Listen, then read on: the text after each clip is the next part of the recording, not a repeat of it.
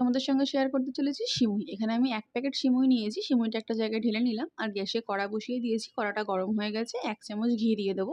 চাইলে তোমরা রিফাইন তেলও ইউজ করতে পারো। ঘিটা গরম হয়ে যেতেই সমস্ত সিমুইটা দিয়ে ভালো করে ভেজে নেব। খুব বেশি লাল করে ভাজবে না, তাহলে কিন্তু শক্ত থাকবে আর সেদ্ধ হতে অনেকটা সময় লাগে। একটু ব্রাউন কালার হলে এখানে দুধ দিয়ে দেবো। আমি গরুর দুধ ইউজ করেছি, 500 গ্রাম দুধ। তোমরা চাইলে লিকুইড দুধও ইউজ করতে পারো।